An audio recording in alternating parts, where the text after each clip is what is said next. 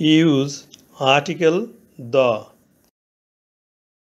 The mother in her rose at the sad sight.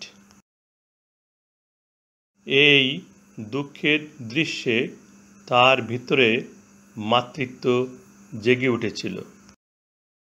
এখানে ব্যবহৃত মাদা একটি কমন নাউন, অর্থ মা।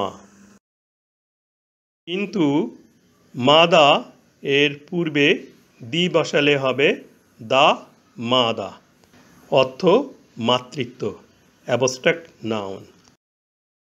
তাহলে দি মাদা অর্থ মাতৃত্ব, অ্যাবস্ট্রাক্ট আইডিয়া।